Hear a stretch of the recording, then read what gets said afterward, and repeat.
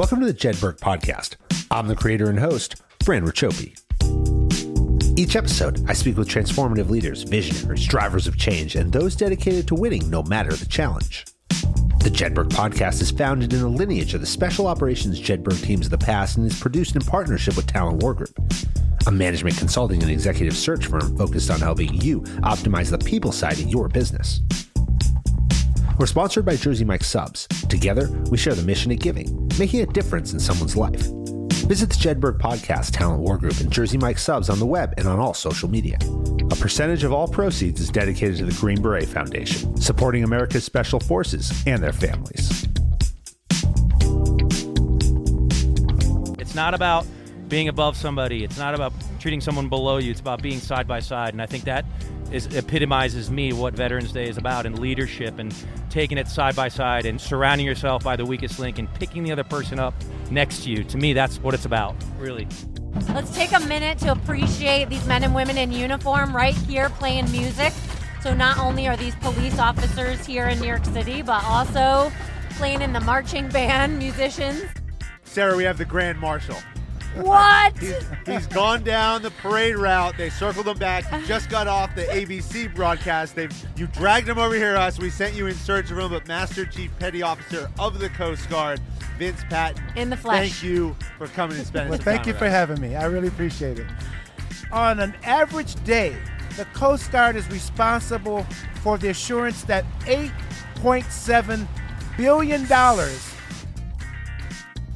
The 11th hour of the 11th day of the 11th month, 1918.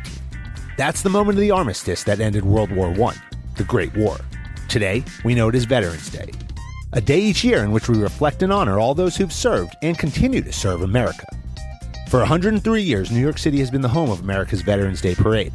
Running north on Fifth Avenue from Madison Square Park, millions of our nation's veterans have marched in solidarity and unity. This year, it was an honor and a privilege to take the Jedburgh podcast to the red carpet. Here we are, or there we were, front and center of the parade.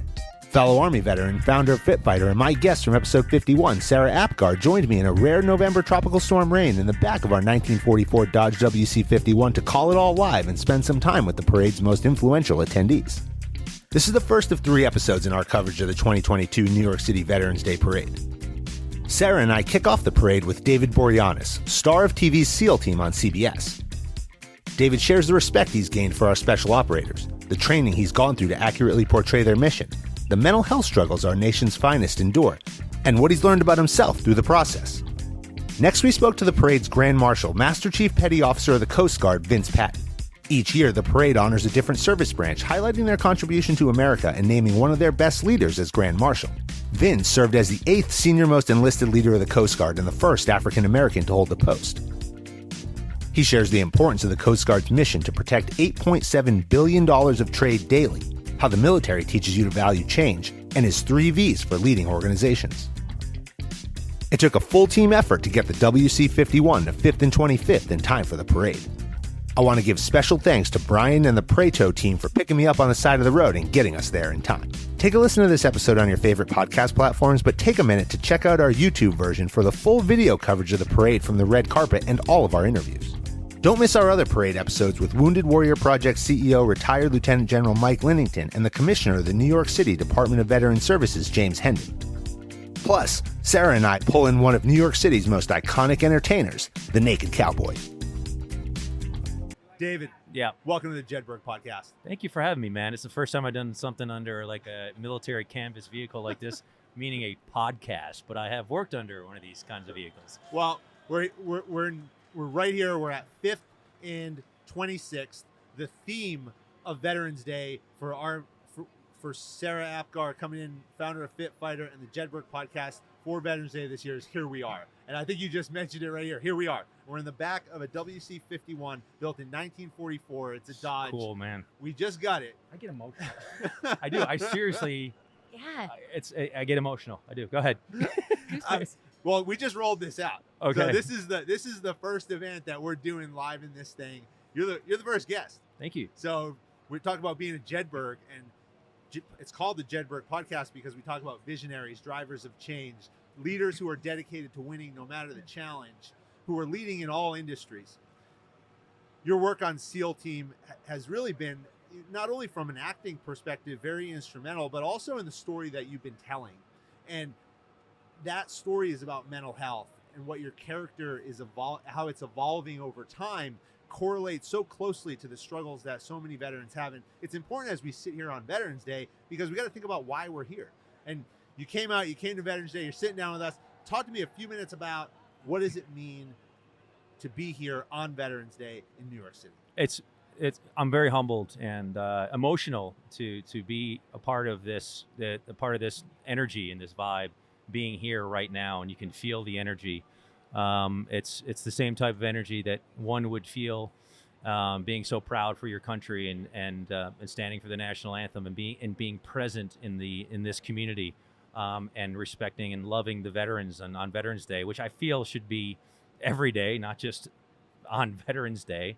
But it's an honor to be here, and also not just to represent our show SEAL Team, but to represent and be a part of telling stories about these special operators or men and women that suffer from mental health or have, problems acclimating themselves back into to society or to a new environment after they serve. So for me to be here amongst all you guys is a blessing. So thank you. Well, the parade's about to start. It is. It's coming at us. We see behind us, yesterday and tomorrow are like California days. Like 65, 70 degrees, not a cloud in the sky. Fucking raining, man. One day we're here. And I didn't bring the rain, by the way. Yeah. Someone's like, hey, you brought the rain. I'm like, I live in California. It never rains in California. What are you talking about? Oh, man. Well, New we got York. the rain, and that's okay, because it has not stopped anybody from coming out here. Yeah. And there's just an absolute tremendous amount of outpouring. You see the umbrellas. But, Sarah, thank you for joining me on this series and spending the day coming down from Maine and sitting down and really telling this story. But from your perspective, too, talk about being a veteran yourself and now coming and sitting here. What does that mean to you? Yeah, Fran, of course. I this is really special to be here with our friends, our extended family, Jedburgh family now, and David, and thinking I'm an Army gal through and through. I really am. You talk about every day, David, and I agree with that. I think that when we wake up, Veterans Day, yes, Memorial Day, yes, and we take the day off and everybody, has a good time. We come out, listen to music, walk in parades. But every morning when we wake up, we are effectively celebrating veterans, because we are celebrating our ability to work, to live, to have opportunity, to have challenge, to overcome challenge, to talk, to be with each other. And you said be present. Yep. When we talk about here we are, that embodies to me two things: presence and togetherness. So I said this morning at 1,000 steps, I said, oh man, and here we go, parade starting. I said, if we stay present and stay together, we're going to be okay. That's right. And here we go, guys, That's right it. by us. Ground zero. All right, what do we see here coming down the pike, David? Who is Ground Zero Volunteers Support Our Troops, which is a fantastic organization here. They're coming in right now hard. And here comes the American flag coming down the street, which is beautifully held here. And what you hear in the background is the marching band, New York City PD marching band. Once you hear the marching bands come in, you're ready to roll. Yeah. It's great. Look at those stars and stripes. We got every demographic. We got a green beret right here. It is green beret. There he is. Green beret. Love it, man. All right. That's it, brother. Let's go, man. Guys, we got every demographic here, from the youngest to the very senior and wise among us, holding this enormous American flag. It's like when you were a kid, they had the parachute thing. You'd go under, right? They'd hold a big parachute thing. It's like the flag. You want to go under, like together, like you're talking about being together, right? It's not about being above somebody. It's not about treating someone below you. It's about being side by side. And I think that epitomizes me what Veterans Day is about, and leadership, and taking it side by side, and surrounding yourself by the weakest link and picking the other person up next to you. To me, that's what it's about, really. And it's what the parade does, too. We're coming into a time, and I talked about it this morning, too, at Chad 1000X. So we did Chad 1000X on the Eternal Light Flagstaff over there in Madison Square Park in honor of Senior Chief Petty Officer Chad Wilkinson, who took his own life, and that workout's 1,000 step-ups. But what's it about? It's about coming together as a community, because that community, you can't solve challenges by yourself. And we're going into this time period where the military is not going to be top of the fold anymore. Yeah. It's not in the press every day like it has been for the last 20 years. Yeah. So how do we continue to build that community that supports veterans day in and day out? Outreach programs, like Wounded Warriors, Headstrong, we're talking now NYPD's here. God bless them. Salute them look at heavily, man. And the Drum band. Corps. Let's take a minute to appreciate these men and women in uniform right here playing music. So not only are these police officers here in New York City, but also playing in the marching band, musicians. I love it. David, you were just talking about your son is a musician. Tell us a little bit about your family. Yeah, he's here studying music. He's a total artist, and he's loves music. When growing up as a kid, he was always, either dancing around as a kid, and really got into music more and more, and different types of instruments. And my wife and I always wanted to, encourage that type of, artistry among both of our children, and he tapped into it heavily. So he's studying music right now. My young daughter, Bella, she's 13. She's a big equestrian rider. So she does the horse thing, which is amazing to watch. And I love that. so she's out there right now at Thermal, which is it's a big horse event, and she's doing that. She's jamming right now, and all about. What's great about her is she's got that courage, and she has that support. And for her, it's about understanding. Hey, I got to get over an adversity. I didn't do a certain jump. It's like, all right, let's pivot, and how do we, let's embrace that fear, right? And let's look at it in a different way. Let's talk to you about it rather than, hey, you got to be better here or better there. Let's really embrace, the child that's in them, and understand where they're coming from. And I think. You mentioned it a little bit earlier with veterans. Where are they coming from, right? And how can we help them? And understanding it, and even listening to them. I was talking to someone earlier. He's like, anything I can do, even I could just listen to you, man. I'm here just to listen. You want to vent, go vent. And I think that's important. I want to ask you about your role on SEAL Team, and we talk about preparation a lot on the podcast, and you were joking before that you're sitting back here with a Green Beret, an Army veteran, and you're an actor playing a Navy SEAL. But there's a tremendous amount of preparation and training that goes into what you're doing to portray reality. Yeah. And I think one of the great things about SEAL Team is how well you do that. Can you talk about that preparation? The tagline of the podcast, how you prepare today determines success tomorrow. Yeah. We live that every day. But talk a bit about that. Thank you. I appreciate that. Going into the show, and as when we shoot all the guys and the gals that are on the show, they maintain their own, routine as far as what that may be, as far as their exercise programs, their workout programs. I play a lot of ice hockey, so being from the warrior aspect of a guy on the ice, with blades and with a stick, is always for me was kind of like St. Michael on the ice, right, with his sword, right? Yeah. So that was a big, strong metaphor for me, and I kind of attacked this character more from the mental aspect of it, and really diving into the heads of guys that were there, with DevGru guys, SEAL Team guys, and team leaders. Like, what were you thinking when you were entering a building? What were you thinking when you're going on a mission? How difficult was it for you to leave your family? What does sacrifice mean to you? So from my perspective, there is the physical preparation that you do have to do. And it's funny, there are ways around that in order to get through buds. I learned how to do like sit-ups and like push-ups. I'm like, how can you do so many at certain times? And like, one guy's like, there's a way to do them where you can get through them pretty fast. I was like, and he showed me, I'm like, oh, okay, I kind of get it now. So there are tricks to the trade. I'm like taking notes. But there is a physical aspect of it. I mean, I do maintain that as best as I can, but the mental aspect to me was always interesting, and talking to them about their sacrifices and where they were at that time and what their family was like and their dynamics, and knowing, what were their weaknesses, what were their fears. So that's where I kind of tapped into their stories, and I applied those to this character, and I used them a lot. And, as an actor, you have to use what you're also struggling on in your life in order to portray subtext that's relatable, right? It's really not about chemistry, or it's really about developing some sense of a connection, right? A connection to a character that you have. And that connection starts with doing your research on what these men and women do. Yeah. We've got the Grand Marshal coming at by this. right Look at now. the car. Can you name Oh the my year? gosh, 76 Caddy. That- 76 Caddy. I know that vehicle's younger than this vehicle. that is Yeah, I can tell you that. that is epic. And now look, we've got The mayor's US, coming up. the Navy RTC here. Here's the New York City leadership coming up right now. We got and the mayor. Oh, the bagpipes are here. We're done. Yeah. Here we go. Yeah. Where's the whiskey? And we'll see you guys Well, in it is 20 minutes. 20 minutes, because that's going to drown us all out, man. We're fucked. God, do you guys just like adore the bagpipes or what?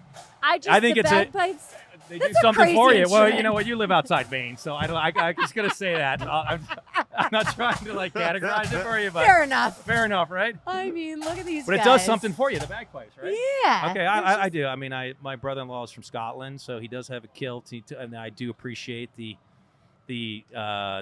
garb that they wear, and I do love the bagpipes. And they're standing here in front of us, and when they start to play, we're done. Yeah, yeah. But I it's mean, like there's just- respect and understanding for the uniform, which I love the details and the fine, what it's all about, right? Like you tap into that, and with special operators and SEALs, they're so kind of under the radar, and something like, for me, it was like, how do you blend in, right? Yeah. And how do you not be so obnoxious? You got to blend in and be a special operator. Yeah. So there's ways to do that, right? There's ways that they don't shave. They're kind of like scruffy guys. They're normal dudes.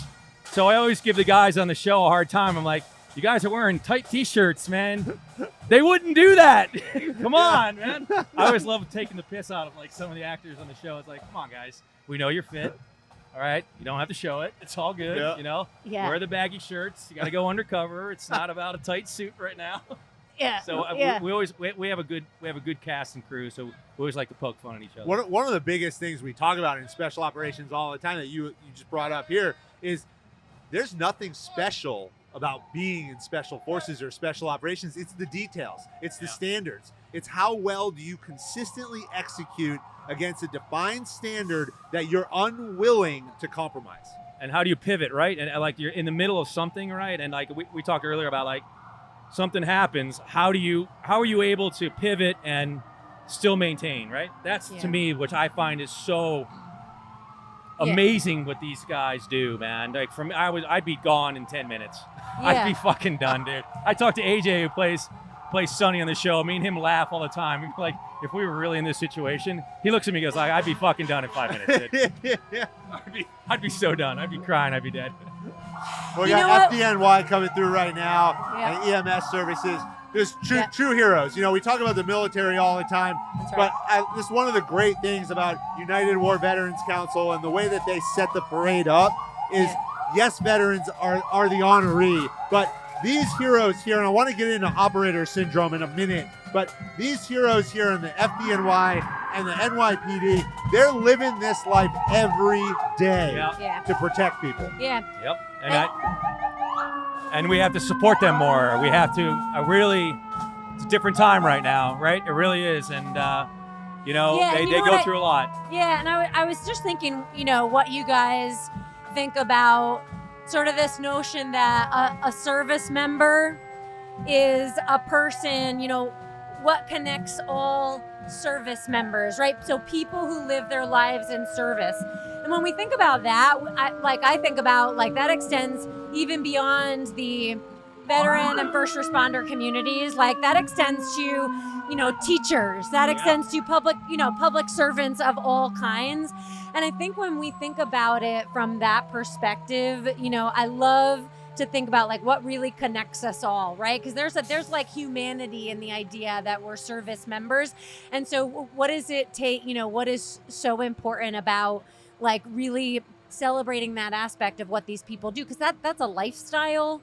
That's something that is in us, so many of us, and in all of, especially the veterans and the first responders, but also, public servants of other kinds. And I was just curious, what do you what have you learned in working with the service members who you've worked with so closely hand in hand to represent to the broader public and demographic this lifestyle, right? You're representing more than, this is not a Hollywood TV show. What you are doing is representing to, the general public is a life of service and what that means for a person. I mean, for me and the people that I've met on the show and the real guys that have done it, I think that there's a level of, they have so much pride for what they've done, and also there's a level of fear of not reaching out. And I think that they look so brave and courageous, but underneath there's so much pain, man. And they're hurting, and they're just struggling, right? They can maintain and they can go through their lives, but underneath it all, they just can't deal, right? And they crack and they break. And we talked a little bit earlier about, like, how do they deal with chaos and chaotic situations? They're addicted to it, and how do they go back to that when they're integrated back in? And so for me, to answer that question is, it's you want to help them even more. I mean, there's a lot of people that these service guys, these SEALs they need help. Yeah. They really need help. And, a lot of them can integrate back in, and they're good. You know, they run Fortune 500 companies. They're guys that do very well for themselves in big businesses or whatever that is. They're public speakers. They talk at huge events. They go to like Major League Baseball games or NHL speakers. They're motivational speakers.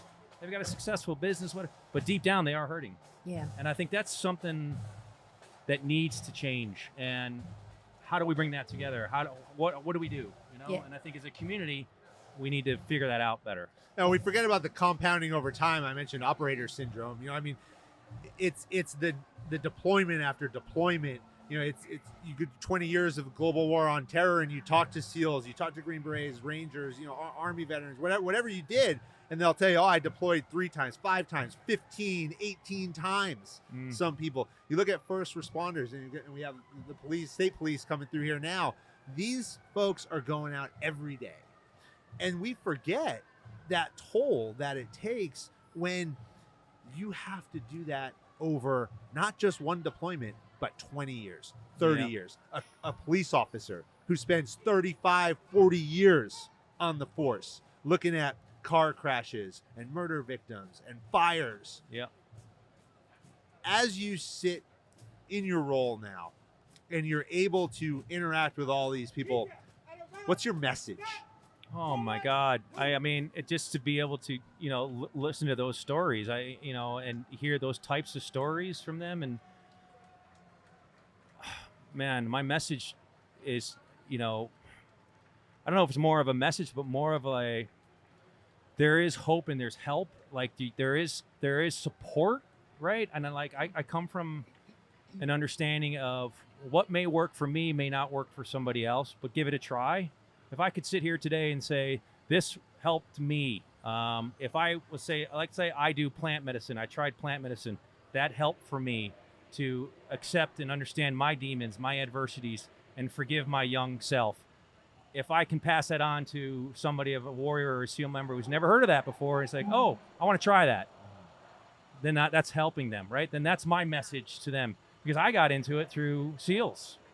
They're like, you got to try this, man. I'm like, I'm part of that community. And I'm like, okay, this is fascinating to me, right? And I got catapulted into that. The universe kind of brought me there. So I guess it's not more of a message, but more of a saying that, there are places to go to get that help. And I think one of the biggest benefits I have gotten from this show, it's not about the awards, the accolades. It's when you have an episode and you get a message from somebody that says, thank you for saving my life. I was going to kill myself last night and I checked myself in. Thank you for that. To me, that is the ultimate. It's the ultimate that I was able to give that, and they saw that, and that's our work. Yeah, so powerful. And it just, breaks it down, makes you realize that, even though we call, I think it's a blessing and a curse that we call our service members heroes, because on the one hand they are, right? But then that puts this tremendous burden, right, on this person, this human being who's human, just like the rest of us. And that's one thing I think about, a lot is like we want to be doing that, we want to be praising that, but then we also we got to kind of break it down and like remind each other and just like hold hands and like and like hug each other and it's be okay like, to cry, hey guys, man. Be vulnerable with each other. Like listen, hey, you got a problem? Like listen. Like today's world's so fast. Everything's social media. It's so fast. People forget to listen. Their heads are down. They're stuck in their phones. Look up. Look around. You're getting beautiful messages from the universe every day, every second, every moment. People aren't seeing it. Yeah. They're not. So in the spirit of that, David, so why don't we tell our audience of listeners 2 fun facts about David Okay. that nobody knows Yeah. to date. Then we got to push you out to the rest of the parade. And Yeah, then then I'm going to be, I'm subject to going to the parade, right? 2 fun facts. Tell us some real juicy Okay. dirt that we don't know and we're Dying to understand. dying to know, so Big- we really big- know who you are. Big plant medicine guy. Yeah. Just did Yeah, I that. definitely didn't know that. Kind of didn't know that, obviously. Yeah, I didn't know that. Something that I kind of dove into this past May. And when I say big, I mean just curious, and was curious about it 2 years ago and actually did it and went to a great place in Costa Rica called Rhythmia, and I had a fantastic journey, and I loved it and was able to heal from a lot of things and transform my life in a lot of ways, and I would really love to do that again. They say 5 days is like 12 years of therapy equivalent, and I agree with that. Wow, That's man. a pretty awesome statement, and I felt that. So I think that's one thing that people really don't know about me. Yeah. Love I it. think the other thing that people don't really know about me is that I'm a huge classic antique car guy. I mean, I'm a huge historian that way. I mean, love the it. fact that I'm Old sitting in military this, trucks? well, my brother-in-law would love Yeah. to be into this old military truck right now. I mean, we're going like this thing probably moves, so it's an amazing vehicle, it really is. But very much in tune with, like, I love 60s, like the decade of cars and hot rods. To me is, I'm a huge fan of that kind of era when times were very simple. I love FDR. I love apple pie and ice cream. I like times where this clean and easy, and pinups and all that kind of stuff. So that's another thing people don't know much. I love it. You have a favorite vehicle? 68 Mustang that I have, There you go. GTO. There you go. Yeah. I got a 66 ragtop, a red one. I love convertible. It's cool. Yeah. Yeah. All right, so- next conversation, we're going to sit in your 68 Mustang. Yeah. That's it. That's Go what for a we're ride, doing. dude, anytime. Well, David, you got a long day ahead of you. The rain's only going to pick up. Appreciate you spending some time with us. Really Hey. impactful what you're doing. Keep up the good work. Thank you, man. I appreciate you letting me here and spend some time with you and being a part of this vibration and this energy, man. And I want to take you guys down to Costa Rica. All right, I'm game. Let's do it. I got the I'm in, army I'm in. person and the Green Beret, man. You can bring your hat, whatever you do. Yeah. He's like, you guys got to take this down a notch.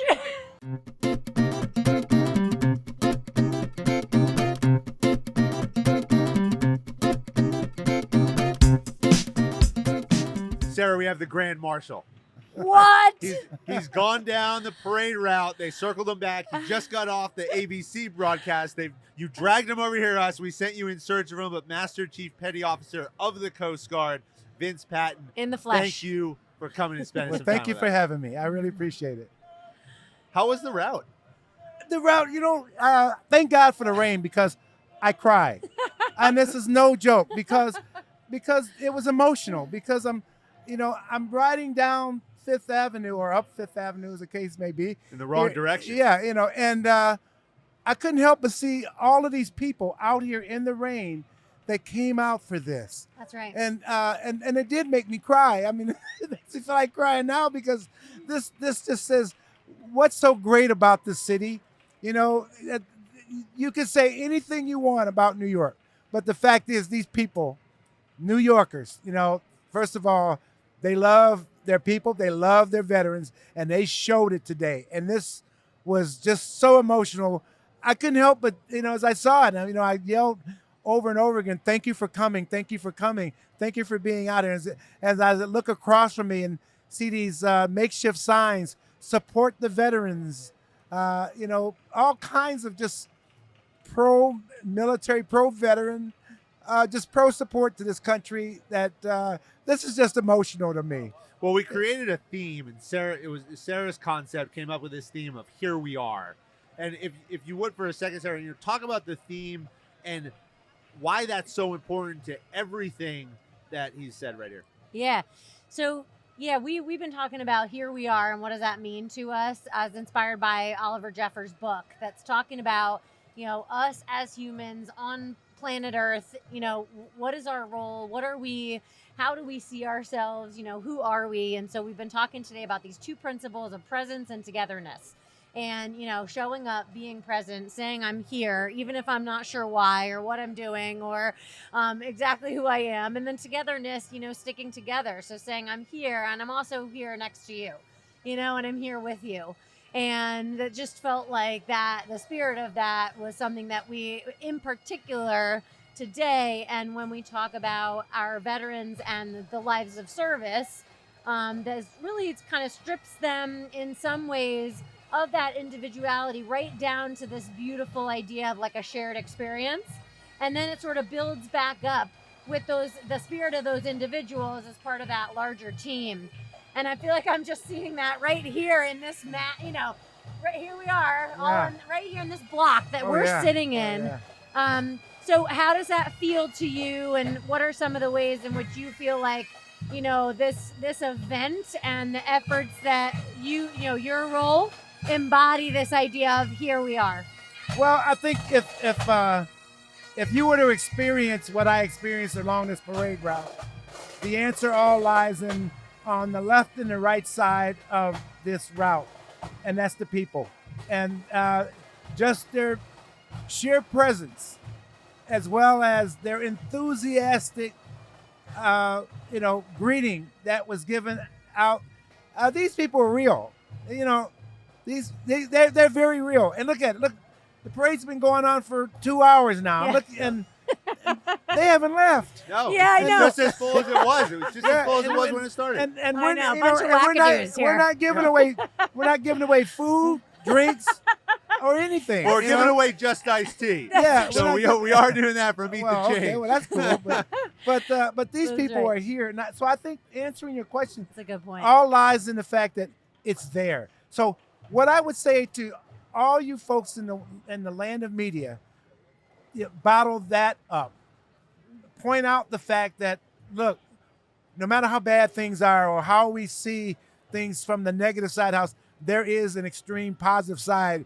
And these people are showing that positive side so brilliantly, so efficiently that, they just renewed my whole sense of pride in this country. I always had pride in this country, but a renewed sense of pride coming from a city that to the rest of America don't often see the kind of patriotism of sorts. When you think of New York, you don't think of this. You don't think this happens in middle America. No, this is happening in our largest city in this country.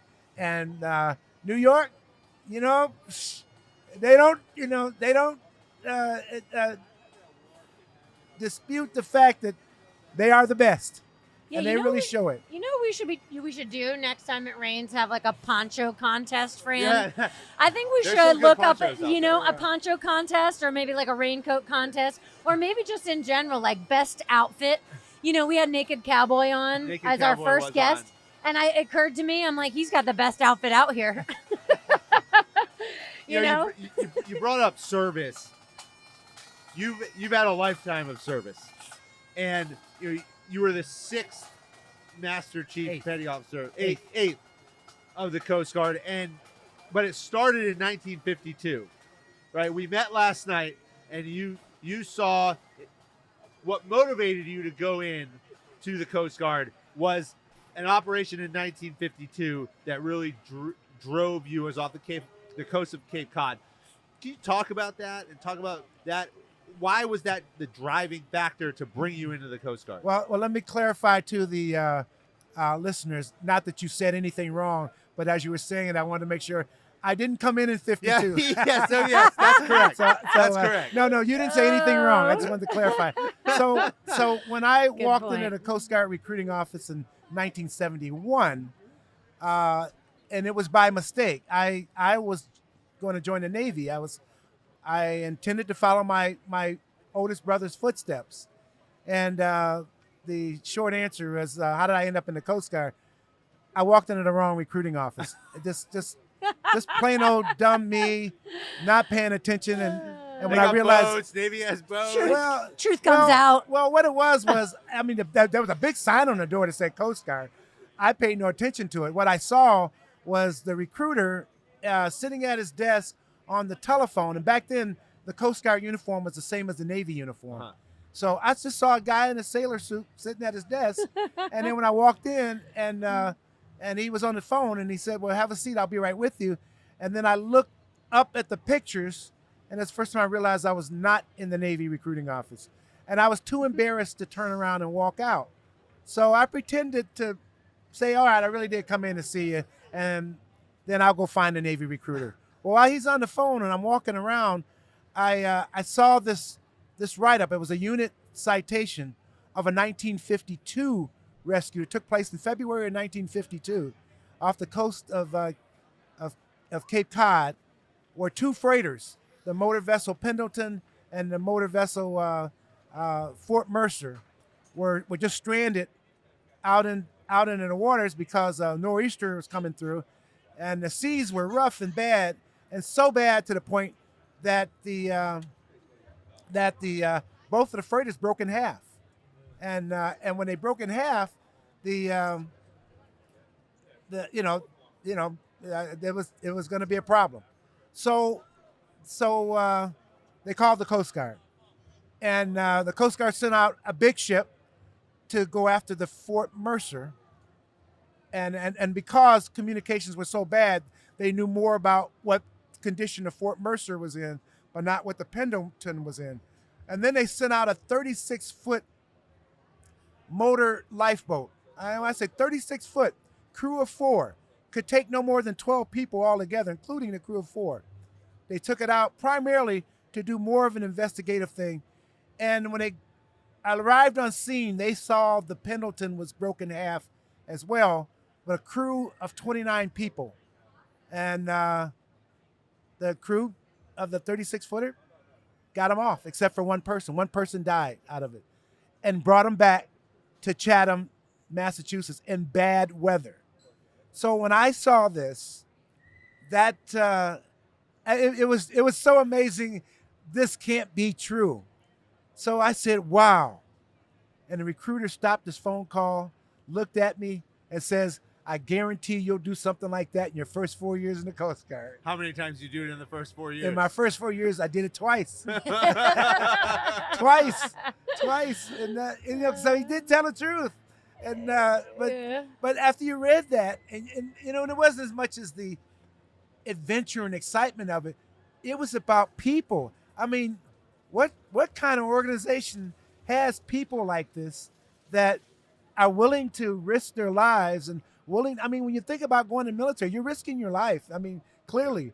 But as I looked at it from a more visual sense of what happened here, what caught my attention on the people side was what an amazing team, because that crew of 4 would not have been successful had it not been for that crew of 4 working close together, the people back at Coast Guard Station Chatham that also did the coordinating effort to make sure they got back safe.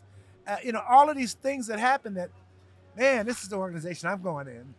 Yeah, we put a lot, when we talk about veterans, talk about Veterans Day, we always tend to focus on the Army, the Marines, the Navy, the Air Force, and we often forget about the Coast Guard. But you think about the Coast Guard, and this is a real world mission that they have every day, not only in a national defense standpoint. And what a lot of people don't know is that Coast Guard cutters deploy alongside the Navy, and very often are responsible for naval security overseas. But also, this is a homeland mission. Right. And we are fortunate in the U.S., unlike Europe and other areas of the world, where we are surrounded by these oceans. Right. And our neighbors to our north and our south are generally friendly. But these oceans are protected, and our waterways are protected by the Coast Guard. Right. That reinforces our ability to be this island in many ways, day in and day out. Yeah. Well, one thing to remind ourselves is that 70% of U.S. commerce comes by water, and which is the important part of a Navy as well as a Coast Guard and the types of things of what we do. For the Coast Guard specifically, I'll throw out a number that I think is amazing to think about and this is on an average day, the Coast Guard is responsible for the assurance that $8.7 billion of goods are transited through our country daily. $8.7 billion. I mean, you add it up. It's cars. It's It's a good percentage of the American GDP. Exactly. Yeah. Exactly. Yeah. Daily. I studied journalism, Every not day. math, so I can't do it that quick. So I mean, when Okay, you think we'll about just that, work it just it. how important that is, and Yeah. the Coast Guard has some amazing missions beyond. I mean, we all know about the search and rescue part, but Yeah. do we know about the maritime safety aspect, the assurance that anyone that transit on a vessel, that vessel is safe to operate, Yeah. that the crew has been trained properly to handle an emergency such as a fire, and that's one of the Coast Guard's responsibility. Or let's come a little closer to home. We have around New York here, the Verrazano Bridge. Did anybody know that the Coast Guard is responsible for the assurance that bridge is safe? Any bridge that goes over a navigable water, it's the Coast Guard's responsibility to ensure And that's a that it's massive safe. bridge. Exactly. Massive target. You don't Exactly. think about That's think right. about that. Uh-huh. That's critical infrastructure. Exactly. I mean, look at what just Exactly. happened in Ukraine with the bombing of the bridge. That's the right. sabotage of the Exactly. bridge. Exactly. Yep. Cripple. Tell us the Baywatch story.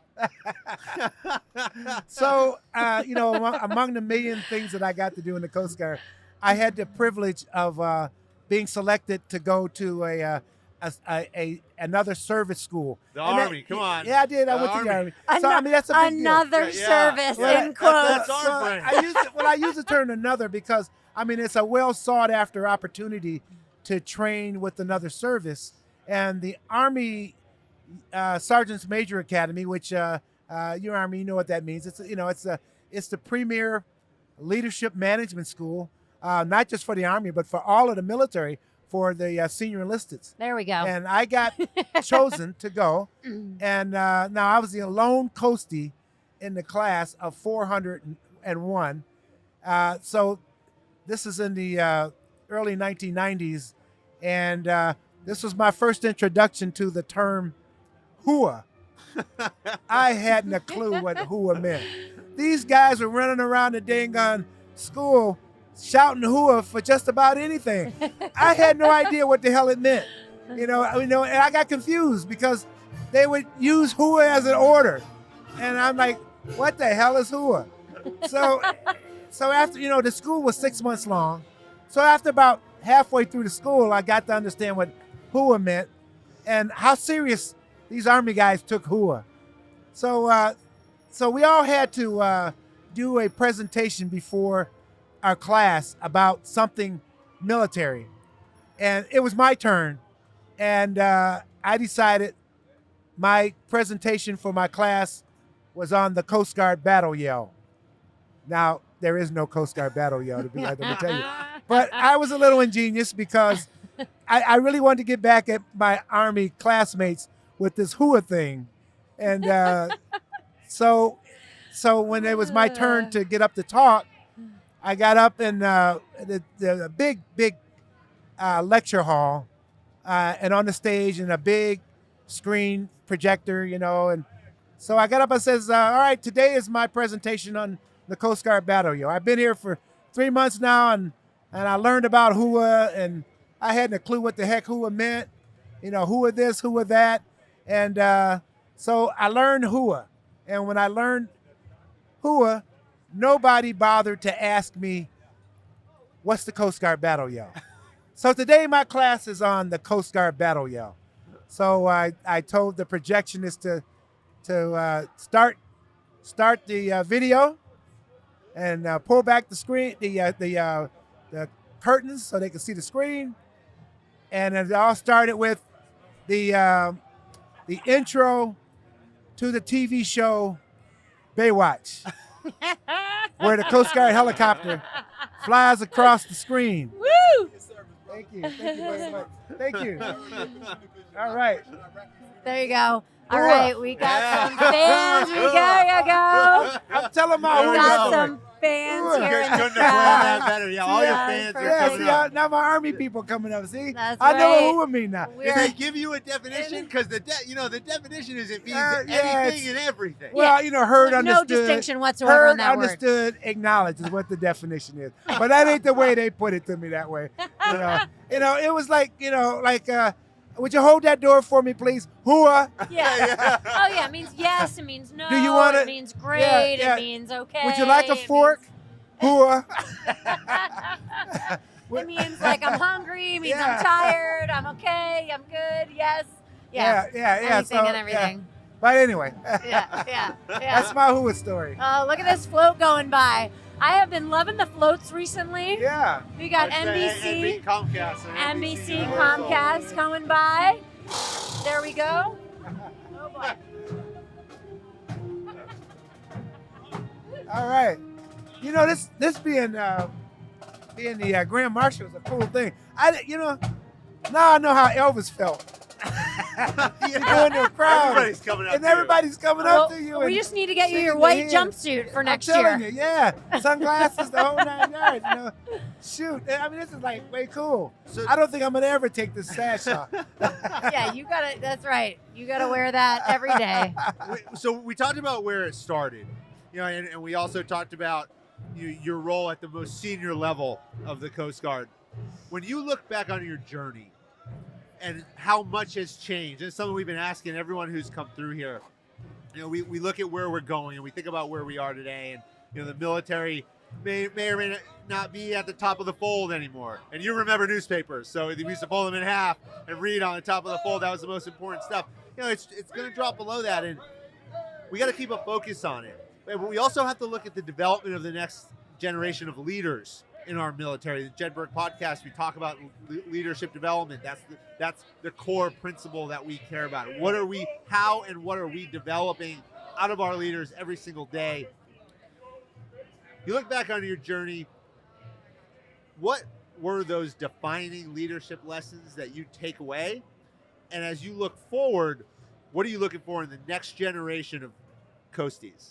Well, the first thing to tell you is it's about change, and I mean, nobody does it better in the world of change than the military, for all kinds of different reasons. And people get scared of change, and I think if people learn the art of change, look to the military. I mean, from its founding time to over its period of time, the changes in uniform, the changes in different places you go, the changes in assignments, there's change all around.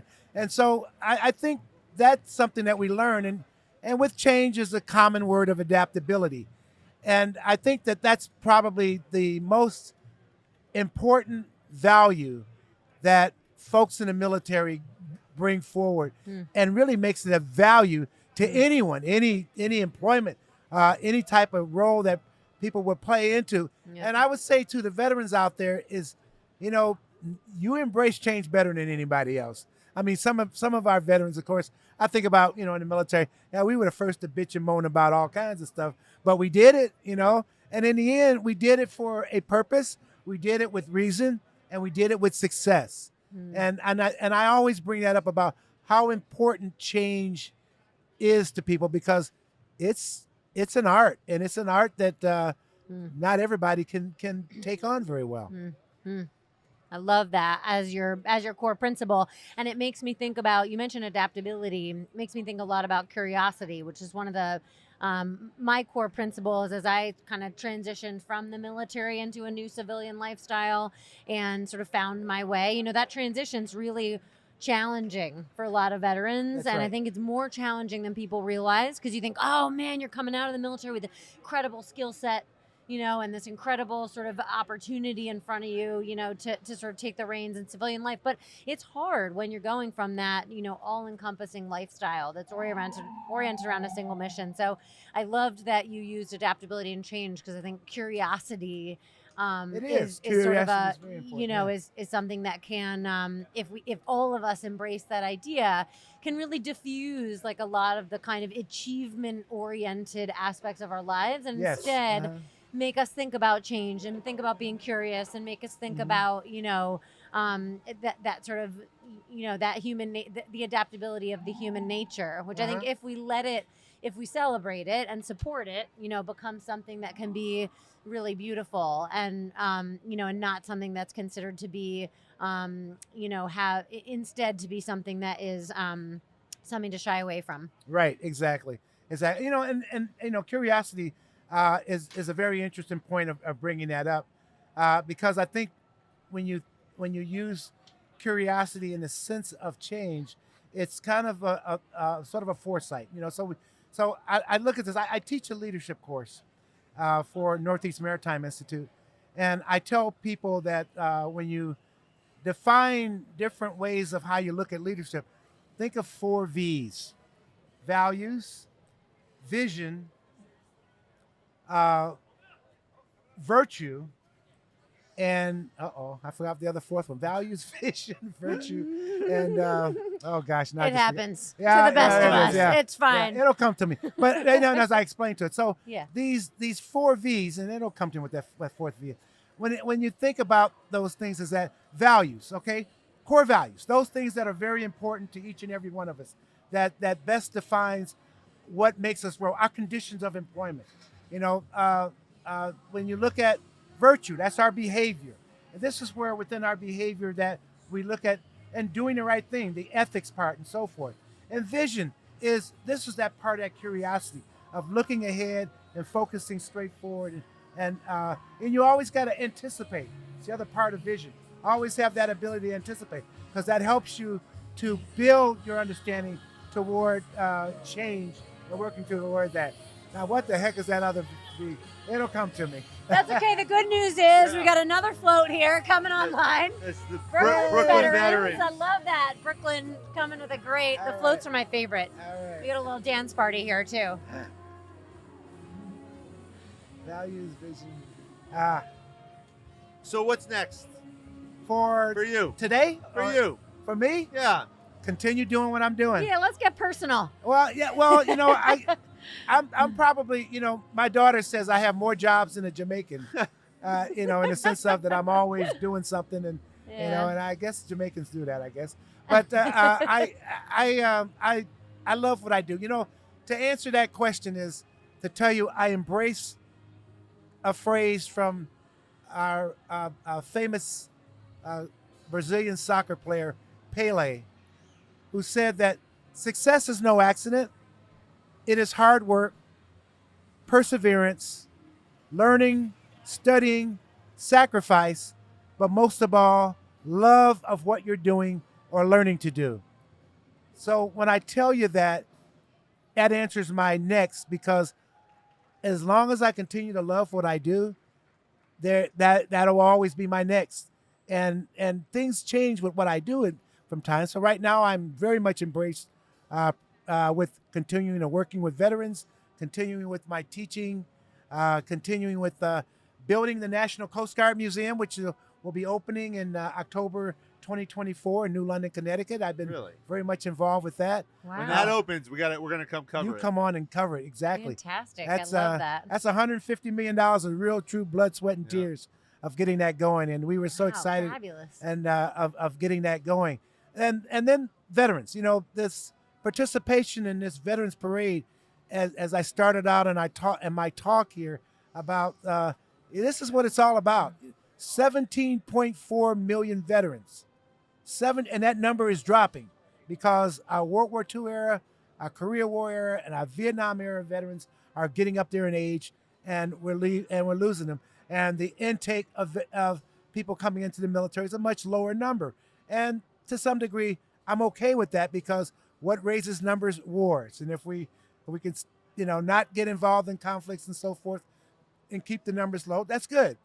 But we still have a responsibility of taking care of our veterans across the board. And I intend to be there to do whatever I can. One of the volunteer things I do as a veteran is in the Washington, D.C. area, I will go and do a funeral for any veteran, no charge, at anywhere. And I do it 4 or 5 times a month. I mean, because I got my hands in so many other things, I can't do it every day. But it's about that other end of the respect that and how I got involved with doing that is I had a close friend who works as a chaplain for the Alexandria City Police Department, and they had a homeless veteran died on the streets. No one knew where he lived. They knew he was a veteran, but they knew nothing else about him. And so as they planned to put him in a pauper's grave, he was telling me about it. And I said, whoa, we're not doing that. I said, now I don't know anything about this guy beyond you were able to get his DD-214 and found out he had an honorable discharge. That's good enough for me. So what I want to do is I'm going to go pass the hat, and I'm going to get this guy a proper burial.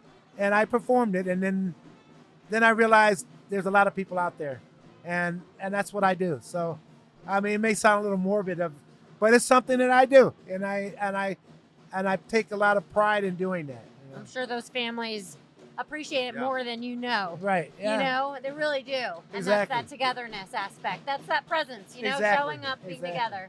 But more importantly, I want our citizens of this country to accept the fact that we have an obligation to our veterans. Yeah. No matter what. Yeah. You know, think of what you can dig deep to give to a veteran to help a veteran out. Yeah. And we do it. Yeah.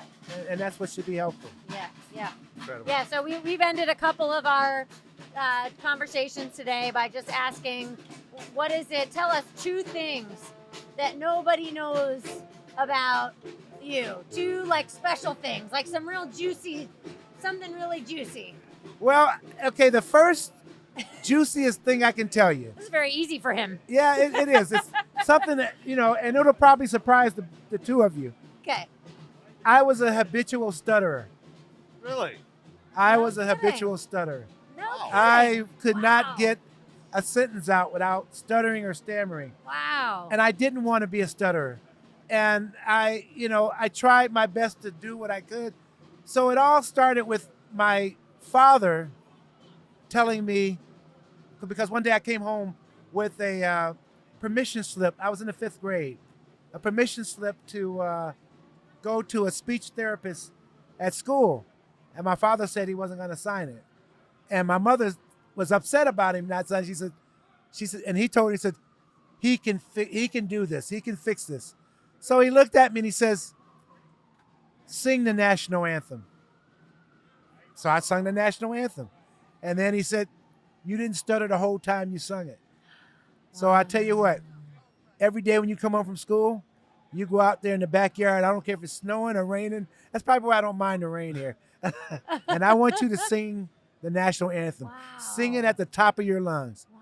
And I started doing it, and I kept realizing that was the start of how I was going to fix my stuttering. And so, singing the national anthem went to openly reading pieces out of the newspaper, singing other songs, and I kept working at it, and I licked it. So that's probably therapy through music and repetition. Yeah, That's an incredible story. Yeah, it is. It is. Wow. And so now you want to know what another one? Now the other one I got to really dig deep for because I don't really have that. I mean, it I doesn't don't have to be any real super deep. secrets in You that. know, we can this can be like your favorite color. You know. Well, yeah. Well, gosh, I don't know if it's a secret because everybody knows me enough. The people that know me enough to know I love people, and I have 3 personal core values: people, passion, and performance. And they all have a meaning. And people reflects my love for people. It reflects my understanding about people. It reflects that even as I moved up in my ranks, that it was about helping people along the way, to help them, to mentor them, to help them to be better than what they could see themselves. Almost like my father, in terms of, sing the national anthem, so I helped myself. So that was my people. And then passion is enthusiasm. And this comes from that song, that saying from Pele, that, of success is no accident, that, love what you do. And if you love what you do, if you work at loving what you do, you will never ever work a day in your life. And that's how it is with me. So maybe the deep dark secret is I got all these jobs, but I don't work. You never went to work. Never went to work. Love you it. know? The best thing you So can may have. we all, you know, yeah. and then and then Absolutely. performance is quite simply prepare well so you can perform well. And that you're always learning, always developing, never give up on learning anything new. Tagline of the podcast: How you prepare today determines success tomorrow. Exactly. Well. And I'm gonna find what other V was. I love You it. owe- You you brought owe it that to full us. Vision. circle for us. I'm gonna go back and sit down and it'll all Good. come What to are you me. soaking wet? Yeah, vision. we're going to let you get back to it. So, Grand Marshal of the 2022 NYC Veterans Day Parade, That's Master right. Chief Petty Officer of the Coast Guard, Vince Patton. Thank you for your We're service. here Thank you right for with having him. me. Thank you Okay. so much, sir. Thank you. Thank you so much. Thank you. All right. Sarah, we finally made it. So we've been talking about this for months. Okay, we've been planning it. It's been a journey to get down here to the New York City Veterans Day Parade and the 2022 celebration of it. Yeah. I couldn't be more appreciative of you jumping in and FitFighter jumping in on this with me. The Yeah. team that has come together on this today. Yeah. I mean, everybody around us who's jumped in. Yeah. Starting this morning with Chad 1000X. Last night at the Marine Corps dinner, and this production Yeah. that everybody has put on here today. And we have a chance to sit down with so many of the parade's most important people. But I honestly got to start by saying that the most important people to me are you and this team that put this whole thing together today. Yeah. Yeah. Yeah, and you know what I've been thinking about is as we've come to this morning, and then we were out last night at the Marine Corps birthday celebration, and then, this morning, waking up at 5:30 and just coming out. And you know what I was thinking is like how kind of effortless it's been from the standpoint of like the spirit, right? I mean, not effortless from the standpoint of like logistics and heartache. Making it happen. And just downright gumption, right, to put something like this on, but effortless in terms of just spirit and camaraderie and all the reasons why we will be lifelong, Army people and just lifelong friends. I mean, I think that's it's that camaraderie that just makes this feel. It sort of just makes us feel, like we're having fun, like we're just being together. And here we are, like as our theme, also just makes me, every time I say that, it sort of just makes me feel that that's like an effortless idea. And if we embrace that and we take the time, we take a second to be like, cool, that's great. Let's come here and just be here for a second, for a minute and be together and talk and lean on each other. And then you start to realize once you take that minute that, you start to feel like inside, like the beautiful spirit of why we're here today and why that's so effortless for us. Well, I've done that a few times since we've been here today. And we sat down with a whole host of people that everybody's listened to at this point in this episode. But there were a few times where I was listening to them talk, and I was looking out at the parade go by and looking at the people who formed around us and just thinking, damn, here we are. Yeah. And be present in that moment to understand the importance, number one, of this day that we've talked at length about, what it means to serve, and what it means to honor service. And we focus a lot, and we both asked everybody who's came in here today about what's next. What's next for the military? What's next for them? Because we talk about Jedburghs, and we talk about finding success, and we talk about driving to the next challenge, winning no matter the challenge. But that comes to creating opportunities, and veterans do that, I believe, better than almost anybody out there. It's finding opportunities from nothing, waking up every day and saying, I'm gonna move to my next point. Yeah. I might not know what it is. I might not know if it's going to be successful, but I'm going to take that risk. I'm going to get out there. I'm going to put myself out there, be vulnerable, and get after it. Yeah. And I think that as we look ahead over the next year, what do we need from our military leaders? What's going to happen in the world? How are we going to be affected economically, geopolitically? How is that going to change, our everyday lives and how we conduct our lives? There's a lot of influx, but it's moments like this where we honor the past. We're here now, and here we are in the moment, and we think about the future, where I believe we grow the most.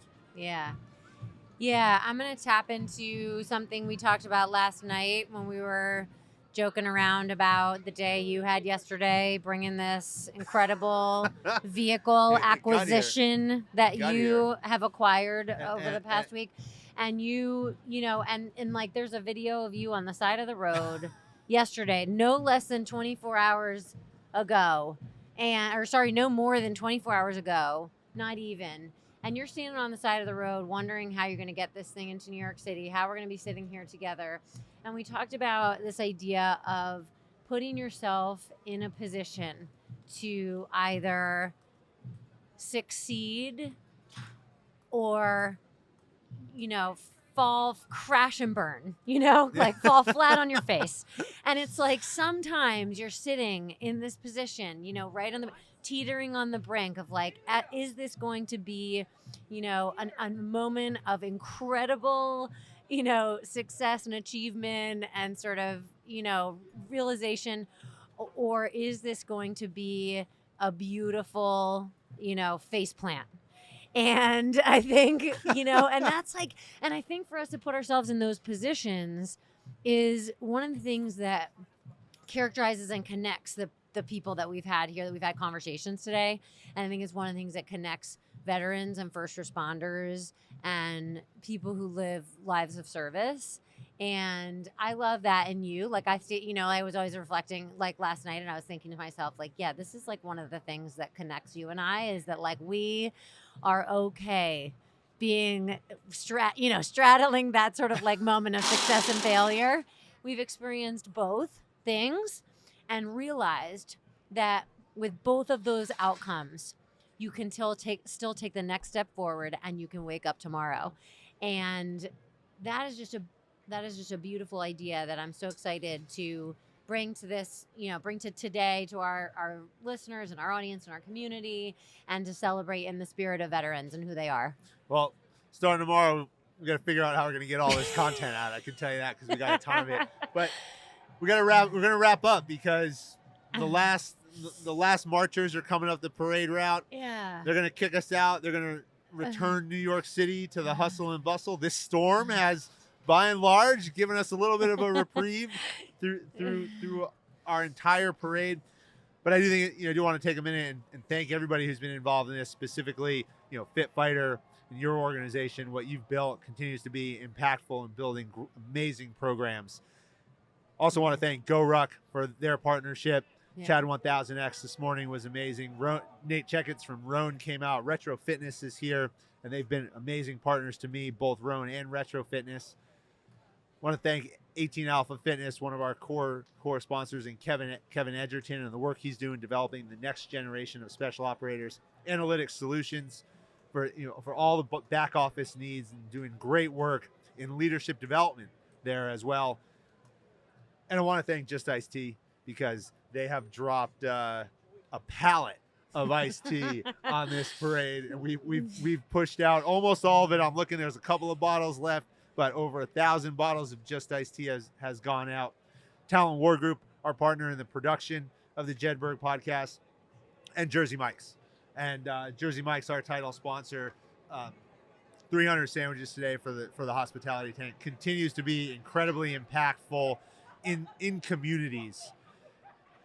They've given over $20 million to Special Olympics this year. They're already committed to 2026, and we did a whole episode on that.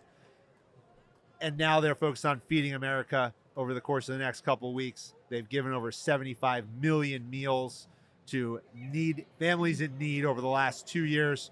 20% of sales on the 19th of 20th and 20th of November will go to Feeding America this year, and then they'll be on to Wreaths Across America in December. So truly impactful organization. I say that they're there to build great organizations, and that starts with great leaders, and that's why they've partnered with us, because our goal is to find those great leaders, develop teams, and be able to do some really cool things like this. So thanks to everybody who's been involved in this, and this team here, all the guys. Yeah. All the guys and girls and everyone who's come out to really push this. Our production coordinator, Jenny, and her brothers, and my team from my company, FR6, came out in full support, and your team as well. So it's been a truly impactful day, and I can't wait till next year. Yeah, may the Jedburgh podcast continue to inspire for the many months and years to come. And so thank you it's an honor to be a part of it. We'll do it again next year. Let's do it.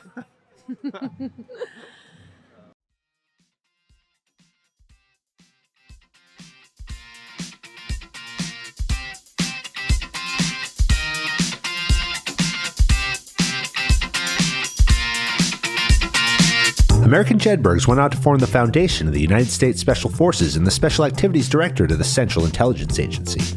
Thanks for listening to the Jedburgh Podcast. I'm your creator and host, Fran Racioppi.